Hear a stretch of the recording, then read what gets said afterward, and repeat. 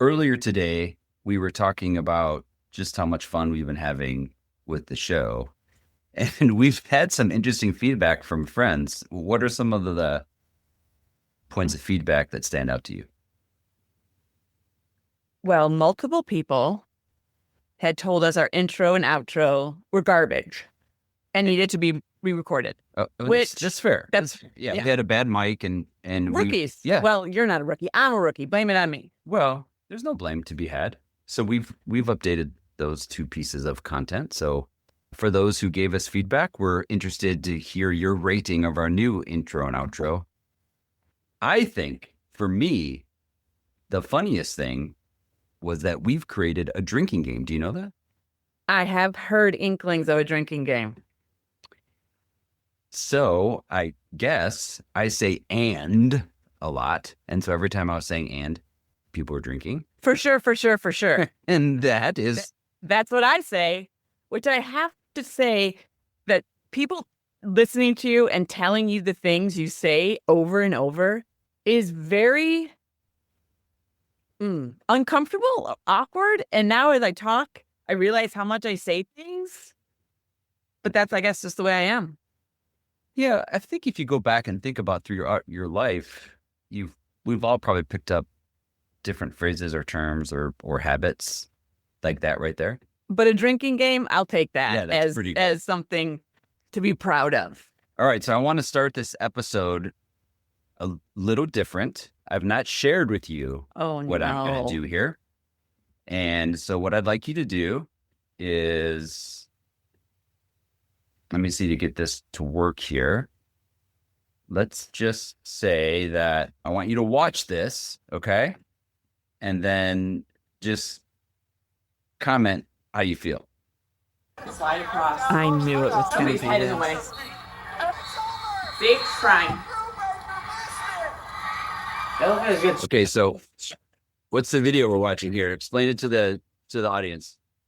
That is the video of my last 5 seconds of my basketball career in high school. And what happened? I missed the game-winning layup to win regionals. And it stuck with me. Yeah.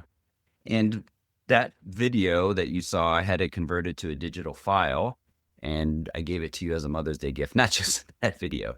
But what were some of the reflections? Like after you watched that as an adult, what were some of the takeaways you had from that? Well, it was wonderful because you gave it to me in May of 2020. And if any of us remember what that was right at the beginning of COVID. No sports were on TV. We couldn't go to sports. It was such a weird time, but I don't want to. So you gave that to me, and it was a couple games. It was a sophomore game, I think, maybe a junior game, and my senior game. And that whole game was recorded, which was so interesting. And it was recorded from a video or a TV feed of it, which had commentators and horrible, cheesy local commercials. It was almost like Wayne's World with whatever he would say. He was coming from Aurora. And when you missed that layup, he really pushed it home. Oh, Brubaker, Mason, to frame it, we were playing Wheaton St. Francis. They had beat us substantially, like pounded us earlier that year. Both me and my younger sister played on varsity. Elizabeth got moved up. We both missed that game. I can't remember why. I think it was when I broke my wrist, this, that, and the other. We were not slated to win that game anyway. I mean, you talked about how brutal the commentators were even during warm-ups. Like, we didn't deserve to be in the court and all these kinds of things. But then I watched that game, and I saw that experience through a different light. I had always framed it by that last 3 seconds of failure, which I still hold on to a little bit. But there were also some incredible moments where I was really proud of myself and how I picked up some teammates at hard times, and I made some difficult shots at times when they were needed. And I saw myself as a leader that I think I was, but still the sting of missing that shot. And my father brings it up to me at least yearly. And now I'm 51 years old. So I was 17 there. Yeah. Well, I wanted to start this episode with that because between the two of us, we've logged a lot of hours on courts and fields and sidelines. We both played sports, had a privilege to play sports at a high level in high school, and were fortunate enough to be college athletes. And then we both got hurt. Yeah, we did. We both had, mine was a career, an injury that was forced me to make a decision based on like the future was not going to be great if I didn't stop. Yours was more of no decision, no choice of yours. Yeah, my body said you're done. Yeah. Which at 52, I still deal with today, which is really crazy to think about and true at the same time.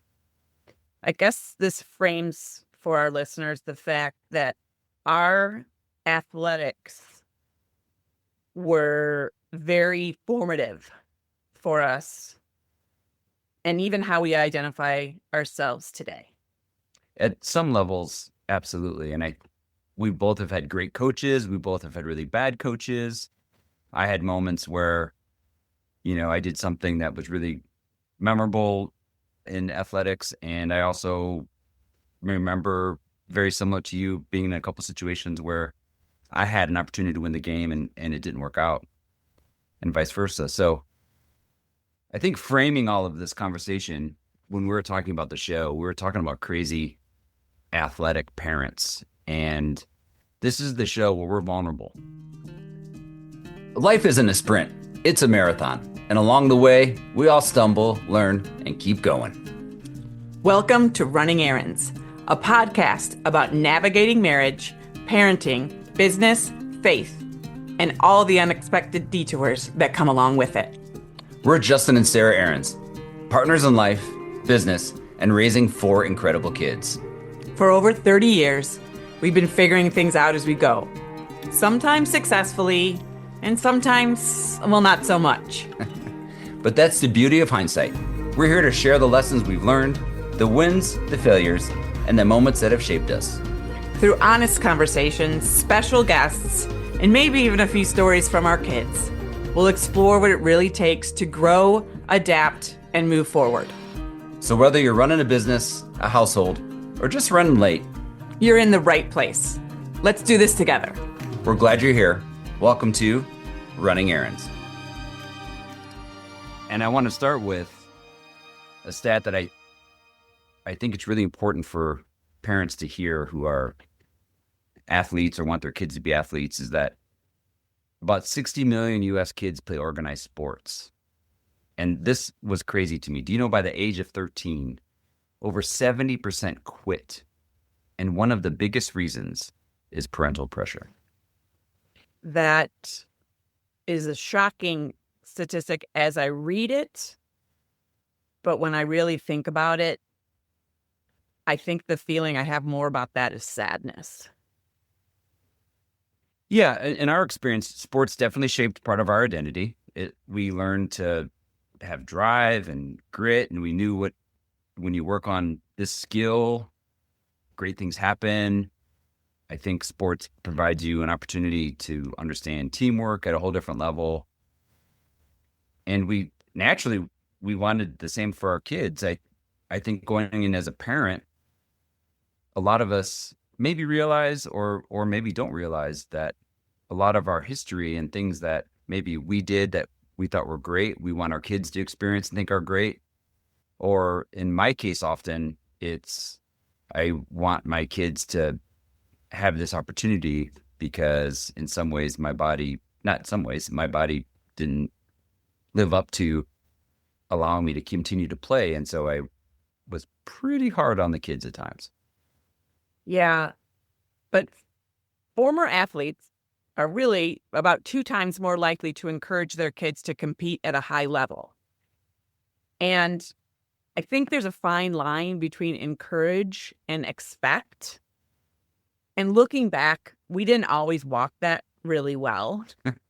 But I wanted to say one thing too, to kind of give us some, I don't want to say buffer.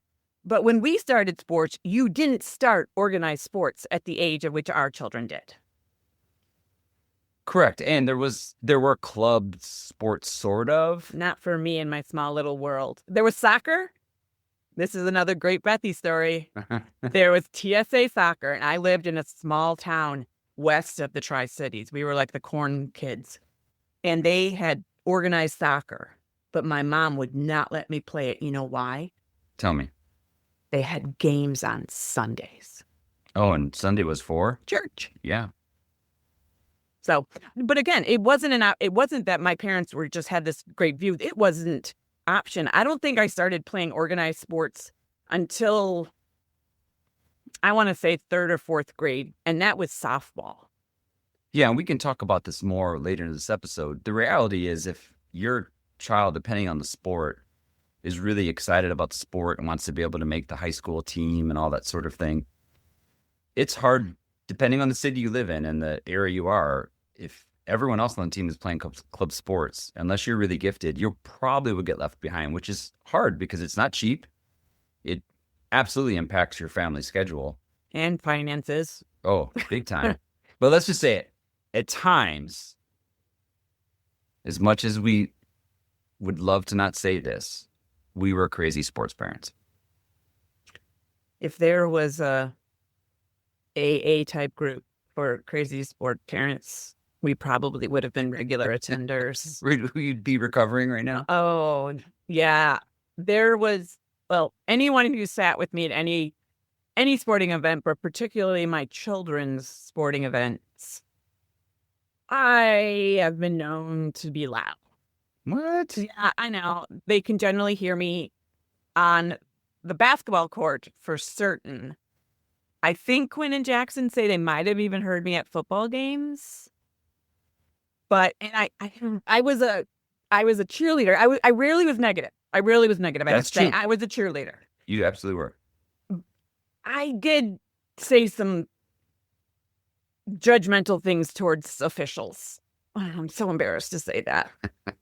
Like crazy crap. Well, of course, I was the opposite. Oh my God. I'd walk away, pretend I was chill. But there were times I was way too intense inside. And the post-game car rides, oh my gosh, were not so great. At the same time, there were a few highlights of me losing my crap on refs on the sidelines. There were some good ones. Yeah. Well, there was one that you always like to bring up to me. Is that the one in the field house? Yeah. I think it was Quinn's freshman year of basketball, where you don't even get to play in the real gym. Right. You're in the field house. And Justin had great passion for the game of basketball. Very passionate. And a lot of feelings about the way his children should play the game. But you also had some strong feelings about refs' calls. And this particular game, because you're sitting very close to the court at the field house, you got very vocal. I don't even remember if it was against Quinn or someone else on the team, but you got very, very vocal. And it wasn't just like suggestive. It was critique of the coaches, not the coaches, the refs' ability. And a representative from the high school who was at the game calmly walked over to you, sat down next to you, and said what? I don't remember. It's embarrassing. He said, "Hey, I know you enjoy this game, but these refs are here and they don't get paid a lot of money. Give them some slack or I'm kicking you out." Yeah, that sounds about right. Thanks, Coach, for that reminder. I would say I didn't do that a lot. No, that wasn't a common. There was a lot of people in our life that did that. That wasn't common for you, but it did happen. And I would say, and again, it sounds like I am trying to justify it. Yeah. I shouldn't. The big thing I had at times is when refs were just letting the kids get too physical and I felt that someone was going to get hurt. But anyways, let's talk about our kids. So. Okay, with Mackenzie, we pushed really hard. But I think we were pushing in a way that we thought we would have liked to have been pushed at that age. No, 100%. And not necessarily what her desires were. I think both of us saw in her a much better athlete than she thought of herself. I'd agree. But we pushed her, and with her personality, and again, we'll talk about as an Enneagram 2, she wanted approval and making us happy and to just be loved through this. And we pushed her too hard. We pushed her too hard, put her in situations she wasn't ready for or had the desire for. And we would say things, she would tell us she was tired, and then we'd be like, push through, you gotta be tough. Oh. Yeah, that was bad. I remember the story that breaks my heart the most. She was playing summer league basketball. And every time she would shoot or do something great, she would look right at me for approval, reaction. And wouldn't she look at you for when she made mistakes as well? She would. And I remember after that game walking out thinking, I am taking this way too seriously.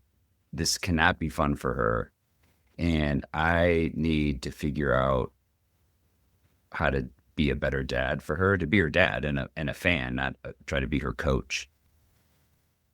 I also remember a time, this is confessions of a horrible sports mom.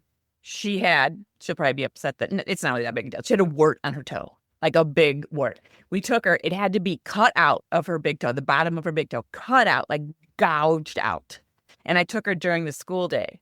And I was driving her back to school, and she said, I'll see you after school. And I said, no, you have basketball practice. She goes, I can't go to basketball practice. I'm like, no, you go to basketball practice. You show up. And I made her go run around that gym with this wound on her foot. And she came home with like this bloodied sock and shoe. And I don't think, looking back, I had any empathy for that. I was like, well, that's what happens. Like, that's horrible. Yeah, I don't remember that. You're a terrible mom. I know. Yeah. Jackson and Quinn, they were both phenomenal athletes in their own right. From my perspective, we made it so intense. I remember just snapping on them a few times. One of my favorite memories of Jackson is he got moved to play center when he's a junior and the opening game, and they played a just an incredibly talented football team. And I remember he did the best he could. He was just outmanned, and every snap he got back up. And I remember he came to the house, and I walked outside, and as he's walking up the driveway, he just started bawling because he was so exhausted. And I was just so unbelievably proud of him, but also realized at that moment that I hope he was crying because he just was so in love and passionate about the game, and not because he felt he let me down. Should we tell a couple confession stories of maybe poor behavior when they were really little? Oh boy, I don't know where this is going. Go for it. Do you remember what happened at that really cold soccer game of Jackson's? When he was... No, I don't, but... You don't? Yes, you do. We've talked about this. Okay. It was freezing. And he was standing out on the field, and I think he was 4. Oh boy. Maybe 5. He was a little guy. Okay. And it was freezing. It was spring soccer, and spring soccer in Illinois is like torturous. It's rarely nice. And he was on the field crying and wouldn't run. And he wouldn't run, and we were yelling at him to run because, it's so important, and where they don't even keep score. There's not even a goalie. There isn't a goalie. And you took him off the field and to the car. No, I didn't. Oh my gosh, did I spank him? Yeah. Oh, it's so terrible. And then you brought him back out to the field and were like, go play. Oh, I'm sure that was a highlight of his life. I don't know if he remembers that. He might, but he might not. And then there was Quinn, who was playing the soccer game with him on this, not that same team, but a different team later. And he was like a puppy playing soccer. He didn't really get it, but he was running down the field doing something. And we were like, yeah, go, go, go. And we realized he wasn't running after the ball. He saw one of his best friends on the sideline, and he ran over and tackled him and gave him a hug. That's right. Well, let's just dig into that for a second. Is part of that, you think, because this is my theory, part of that at that time, if I was to be super vulnerable and honest, was I equated my quality as a dad and a parent to how my kids played. If I was going to be really honest, I don't think I did that consciously.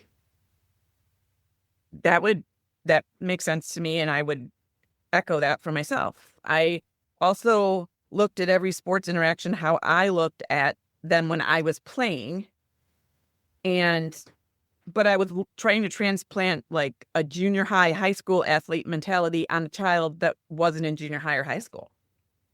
Yeah, we were talking to them in a way that was way beyond their years. And my dad, a few times, my dad was never a big advice, like just stepping in and telling us, but he would kind of giggle at us in these intense moments. And he never really said it, but I think we both got the vibe that he was telling us, like, chill out. And I think we both resented that. Like, I remember one time I got really frustrated with him.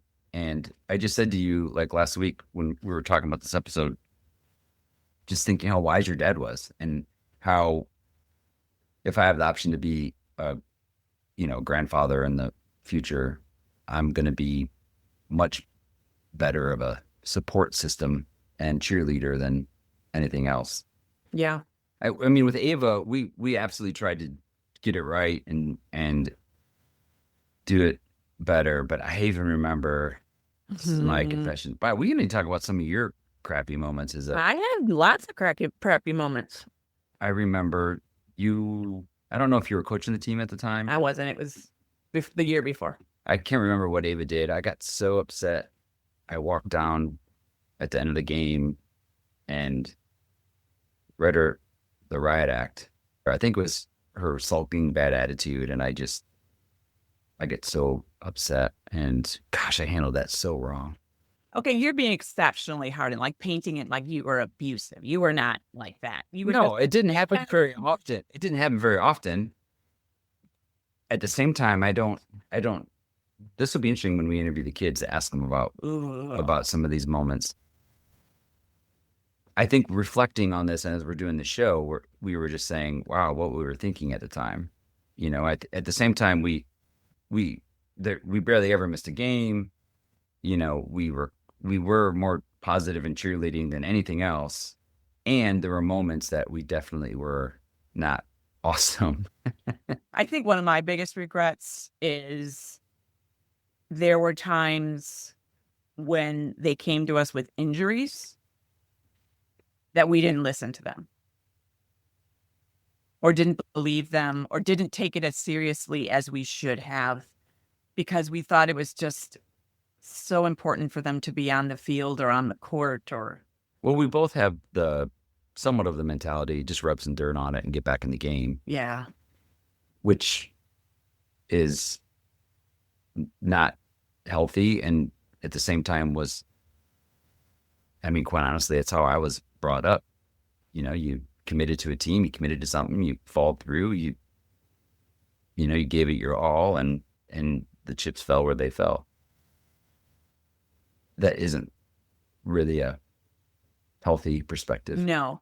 But I also think at the time, we looked at maybe other parents that we deemed even crazier than us, and we were just like, well, what's their problem? Yeah, we did say that. Yeah. Yeah. It's interesting. I was reading that kids who feel pressured by parents are 3 times more likely to burn out and walk away from sports entirely. Well, that goes back to the stat you talked about earlier, where by 13, 70% are quitting. Yeah. And that makes me sad, particularly for girls who are stopping playing a sport, which is this option for them to move their bodies and to become strong and empowered and physical. Yeah. And the pressure that parents put upon them to perform in a way that is unhealthy and removing this opportunity from their life so early. I mean, 13. That's when I just really started playing sports, really. Yeah, I started really caring about it at that point. And probably because I had played the sport enough that I felt there was some possible skill and opportunity there. A lot of parents, I remember one of the initial basketball camps, whatever I took to Mackenzie, there was one parent there that was just talking about, I mean, I think Mackenzie was like in 3rd or 4th grade, and she was just saying that her son was going to get a scholarship. He's going to go D1 or at least D2. And I think, and I know for me, I was hoping the kids would play college sports. I thought that would be super exciting for them. Honestly, I also love watching them play. And so selfishly, I would have loved it to experience that. If we're being honest, don't we also have some version of ourselves that gets some gratification from your kid's success? Well, for me, absolutely. I think even with Quinn, Quinn was playing football at North Central. He hurt his back and he had to medically retire similar to me. And I was really sad for him. And I realized why I was so sad for him. There was definitely a bunch of me in there. And just being bummed out that he didn't get to quit on his own terms. Do you know what I'm saying? I think for me, if I would have been able to play all 4 years at Wesleyan and I ended up just not being good enough and I wasn't getting playing time or whatever, and I decided to quit or walk away from the sport, to me, that's different. And so I think there's still stuff I'm working through there, but I wanted the kids to experience sports to the highest level that they wanted to. And Jackson, he finished his football career the COVID year. And in Illinois, they didn't get to play football in the fall. And they had that super weird spring season where they played 6 games. And then we started his college looking to play football. And the visits were strange and you couldn't meet kids because it was COVID. And he ended up just not wanting anything to do with it. And he has told us in past years, now he's graduated from college, but he has told us he has a regret of not trying to play football. But at the time, he just couldn't even imagine it. It was just... Well, I remember he came to me and said, Dad, we'd done some recruiting, and we didn't realize at the time how hard COVID was for his particular class. We were all doing our best just to survive, and I said, you do not have to play football. I will tell you, if you decide not to, it's going to be really hard for you to change a coach's mind or play a year from now. So if you're done with football, then sleep on it and you'll be done. And he chose that. I think just one comment about football that a lot of people don't realize. Obviously, I think it's a very special sport. And it's one of the few sports that once you get done playing in high school, you don't get a chance to play again. You're not going to put pads on and you can throw a football around, maybe play flag football, but it's not like basketball, tennis, golf, a lot of other sports. You can play them for many, many years past high school. And so it's a really interesting moment when you walk away from football and you're like, shoot, I'm never going to put a helmet on again or line up again. And for those who don't play football, they may not make a big difference to you. But for those football players out there, it's a special time. Friday Night Lights is really fun. And I'm grateful for the fact that I got to play and I got to see my boys playing it. Well, I'll also echo for female athletes. Now, there's a lot more opportunity now for female athletes. And there's a few more clubs and leagues for adult women to go play. But if you don't play in college and you play in high school and you're done, you don't ever play a team sport again. Like, guys get together and go play pickup basketball games. Very rarely, at least in my circles, is there a league for, I mean, I'm sure it exists, but not in my world, where 40 plus women go and gather together and play basketball or volleyball. And so for women if they stop playing at 13, they miss so many of those opportunities to be part of a team that is so much more than about the athletic. Yeah. And I do think for both male and female athletes, it feels like there's a lot more opportunities now today to play different sports. And I mean, I think the point is less than 7% of high school athletes go on to play in college.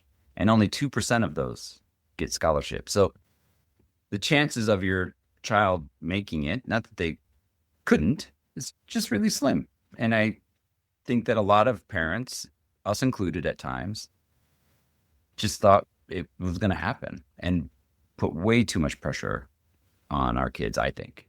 I agree. I have regrets. I wish we would have done things differently.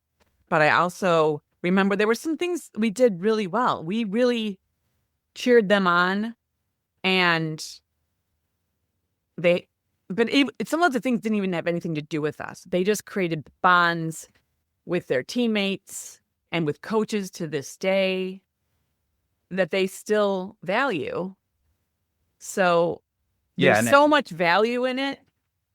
But I think that as a blanket statement, I think parents maybe should take a chill pill. Yeah. And we should have certainly taken a chill pill. Did you say chill pill twice? Oh, my God. I was just saying, I just dated myself. We should relax. I'd take a chill pill. It's so good. Oh. I'm sure we'll hear about that. We've talked a lot about things that we could have done better. I will say, again, we'll hear from our kids when we talk to them. There was way more positive, incredible memories and bonds and trips. And I think part of the reason why we're so close as a family is we cheered for each other on the courts and the fields and all that sort of thing. And I miss those days, sitting on sidelines and getting to know other families and meeting parents and rooting just their friend groups on. It was just really exciting. And we live, Batavia is a great sports town, and it's been wonderful to experience that and continue to cheer some of their classmates on that are still playing. I think it's just really special. Obviously, we're big fans of sports ball, all forms of it. Mm-hmm. And we think it's a valuable part of someone's life if that's something that they're into. But to your point, I think we can push it beyond its limits, which is interesting because let's talk about it from a different perspective. How do you think you should push and encourage your child when they commit to a sport, for example? The story that's coming to my mind, and I'm going to relate this back to what we talked about in an earlier episode about a college decision and debt and our guidance to help them avoid debt. And this will make sense when I keep going. But just talking about avoiding a negative impact from decisions. A very specific time in Ava's life, I was either 6th or 7th grade, she started running cross country and started doing well at it. And at the same time, she was playing travel soccer. And then she came to us and told us she wanted to continue basketball training because she was very determined to make this particular travel team. And she needed to do these. It wasn't a team at the time, but it was like 3 nights a week of like skills. Mm-hmm. So at 11 or 12, she would, after school, do cross country. I would then pick her up, or we'd have a carpool where she would go to soccer practice 2 nights a week. And then possibly some of those nights then, and it would be all 3 in a day, we would go to basketball 3 nights a week. Now, these were her choices. She had come to us, and we had very frank conversations with her, like, this is a lot, but if you choose to do it, this was our message, you have to commit. Yeah. I don't want complaints. This is your choice. And in hindsight, well, that was probably a financial. That was partly a financial thing too. Well, it was, but I think it was also like, Aaron's kids are going to do what they commit to do. You know, probably true. In hindsight, and we've talked very often that hindsight's 20/20, and that it gives you the gift of perspective. That was too much. That was too much for her. And it was also too much for, like, sometimes the family dynamic of, like, getting her to all the places. And then sometimes there were meets in this and games, and we'd be like, all this to say, I wish that I would have had the courage to maybe make her have some choices, or for us to relinquish some of the pressure that she could have missed sometimes. Yeah. If we were to reflect on what we've learned, I would say, to your point, sports are really supposed to build character, not anxiety. I think at times in this particular instance too, we thought we were helping them win, but I think we really needed to help them learn in a way to let them lead themselves, lead what they were hoping for. But also learn about themselves and what they were capable of. And in my little bit of my mom brain, also learn limits, which I don't maybe think because she ended up having a stress fracture that year, but really our job wasn't to be their coach or the scout to find the best place and the best team. I wish we would have done a better job of being a safe place and the people who are still clapping and cheering for them when the game or the race or the match goes sideways or not the way you wanted it to. And I don't think we did it terribly, but I certainly think we could have been better. Yeah, and I do think we're being pretty hard on ourselves for the few times that we did kind of lose our ish. I think some of the key takeaways I have just from that time is really to celebrate their effort, not just the results. And specifically for me, don't let my dreams for them or my wishes of what I could have experienced hijack their experience. Do you think they kept going and doing some things because they saw how much we enjoyed their experience? I don't know. I think that's going to be a really interesting. I think sometimes for sure. I think Mackenzie pretty much told us that. I don't. Not thinking they wanted to quit, but that there was a little bit of their responsibility to keep things going at a high level because of how much. This is more of a reflection. Yeah, I don't think they thought it would be okay if they could walk away, and I believe that they were nervous about disappointing us, maybe. And I wish they just knew that we love them regardless, and we don't keep score on that sort of thing.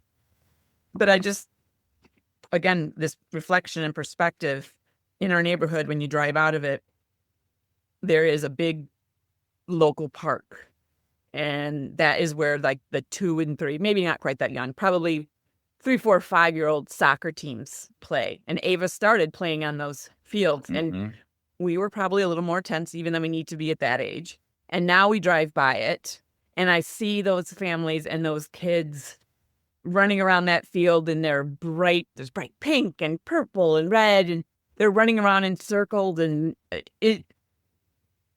I yearn to go back to myself when our kids were at that stage and just say, relax, enjoy this. This is a gift. Clap more. Don't critique.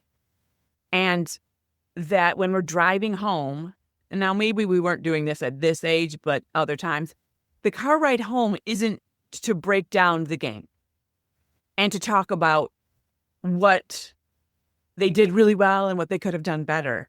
It's a time where we could have really created more times of connection, asking about how they felt about it. And I just wish I had the ability to go back in time. That's a time travel wish I have. Yeah. And we did that well later. I agree. It would be great to have learned that lesson when the kids were younger, because I would tell myself and also just remind the kids that, of course, winning is fun, but that's really not the point. I mean, loving your child through the highs and lows is really the real win. Encouraging them to enjoy and work hard during the highs and lows is the real win. It's not the actual W. But hey, let's start with some quick fire questions. Okay, you ready? What's your favorite memory from the sidelines? It's the first one that pops in your head. From our kids' experiences, like our kids' times? Yeah. Oh, so many to choose from. I actually remember, I believe this was, I have so many memories, but this one steps out as like a good one. I think it was his senior year, football. We were having a great season. And one of the honors you got is you got chosen to, when the team came out, they would enter the field through the Bulldog head, and someone would be carrying like the Batavia flag, and they carried the Bulldogs. And it was kind of an honor to be chosen to do that. Right. And Quinn was chosen to do it that game. And there was a boy who wasn't on the team. He just kind of helped, and he had some special needs, but he was part of the team. And Quinn gave the flag to him to run out. I remember that. That was awesome. And that boy, we knew him from other classes and interactions with when Kenzie had worked with him. And that boy loved that moment. And I was more proud of Quinn doing that than having a great game on the field. And I wish I would have been that message more repeatedly than just those instances. What about you? What's a favorite memory for you? I remember when Jackson was doing the flag football. Do you remember the legendary game? Yes. Okay. Yes. Finish, and I'll. I probably don't remember it right because it was going crazy. There we go. If I remember right, there was some sort of like broken play or fumble or something, and Jackson picked the ball up. And, it was flag football, and it was just all good fun. And he ended up like not getting his flag torn off, and he's not a sprinter, and he sprinted down the sidelines and won the game. And what the parents were going crazy. Yes. And what I remember, it really had nothing to do about winning the game. What was amazing is I can still see his face in my memory of just how excited he was. And that was like the purity, of the sport. I remember that. And it was just so much fun because he was not a running back. He was, at that, I speak with this again, hindsight, but he ended up being an O-lineman. And for anyone that knows sports and football, O-lineman is a relatively unsung hero. Your name doesn't get announced except when you make a mistake, basically, a lot of times. And if you do your job well, no one really knows what you did. So that was kind of his unsung hero type role. So that night, I still remember putting him to bed that night because he was still young enough where we tucked him in. And he was clutching a golf ball. I remember. And I said, "Hey, bud, what's that?" He opened it up, and it was signed by his coach. And he said, "Coach gives everyone a golf ball." Or not everyone. He gives someone a golf ball at the end of the game for something they did really well. And I got it today. And I was like, "Oh, buddy, that's so awesome." And then he leaned over and grabbed another one that he had from that coach he never told us about. He had two, and he's like, "Aren't these great?" And I was like, "Oh, that just shows you they just want to be seen and they want to be known." And I don't know. That's a really pure memory. That's a good one. So that's something that our kids taught us through sports, that moment right there. That what's really important. Mm-hmm. Yeah.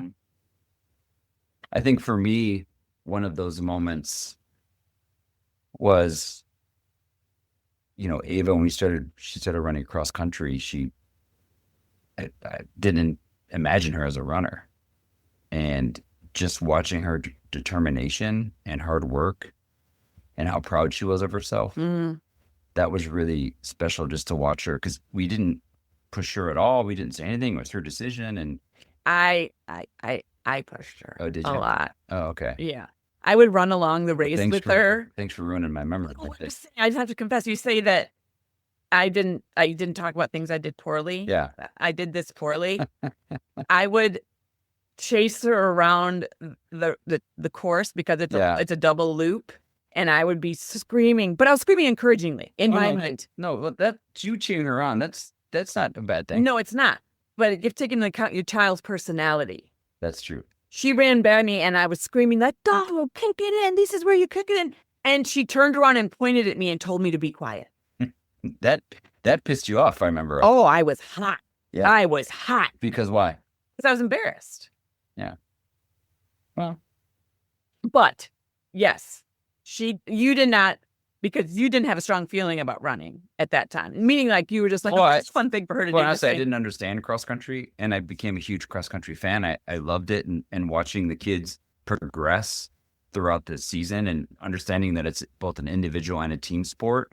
It's really a super fun sport. And we had the benefit of kids in our community that were incredibly gifted and, made Ava better because they were so gifted. Like it was really a fun experience. And the cross country parents were awesome.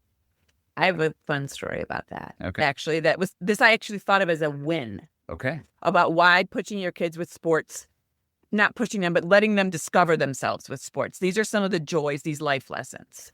So she could start cross country in 6th grade, which she did, which is the only sport you can play in 6th grade. And she started begrudgingly. We didn't make her. She just did it because a bunch of her friends were doing it. Wasn't really pushing herself. And I was like, whatever, it's just the first sport. She started getting better and better and better. And by the end of the season, she was a scorer. If you know anything about cross country, if you finish the top 5, you provide points for your team.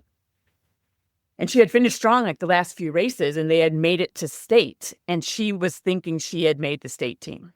She's like, I think I've made the state team. I've placed this much, and I think I really could. And they were announcing it that week, and she had only started really performing well and consistent at the end of the season. Yeah, last few weeks. Yeah, right? yeah. But she was really into it, really competitive, really fiery. It was really fun to watch. I mean, when you see your kid excelling, you get excited. It's hard not to. Absolutely. Well, then she didn't make the team. She didn't even make an alternate. And she was devastated. And I didn't know how to, because this is our first like full-on like meltdown about sports with her. And I remember I went up into her room and was talking to her about it. And she looked at me, and this came from her, and she said, Mom, I never want to feel this way again. I will make the team next year. And she did. She did. But that was just one of those things. She woke something inside her that didn't come from us. Like, so there's some really wonderful benefits of sports. And if we, I don't want to talk about anybody else, if we would have just let those be the lessons that were learned, it's like, we want them to know, we want them to succeed. And we feel like we're doing the right thing by pushing and cheering and pushing some more. And that's not always the case. No, I mean, sometimes the most powerful thing you can do as a sports parent is just step back, let them play, let them choose, let them be, just cheer them on. Yeah. Because whether they go pro, go D3, or just go to practice to see their friends, they're still becoming who they're meant to be. Yeah, and I think our job is to love them through the game, not because of it. So what kind of grandparents are we going to be from the sidelines? I want to be loud, but I'm going to be super positive. Guess where I'm going to be? On the sideline? I'm not sitting next to you if you're super loud. Oh, come on. I make it really fun. Sometimes I break into actual cheers. I remember them from high school. Do you know how I know how to spell success? Okay, here we go. Let me... That's the way we spell success for the night. Yeah. Huh. And that, ladies and gentlemen, is this episode. Thanks so much for joining us on this episode of Running Ahrens. We truly love having these conversations and sharing them with all of you. If something resonated with you today, we'd be so grateful if you'd rate and review the show. It helps more people find us. And if you know someone who'd connect with this episode, send it their way. You never know who might just need to hear it. We'd also love to hear from you, your feedback, your stories, or even topics you'd like us to tackle next. You can connect with us on our personal socials, the show's Facebook page, or through the website, runningahrens.today. And links are always in the show notes. Until next time, keep showing up, stay kind, and remember, life's a long run, and the best way forward is together.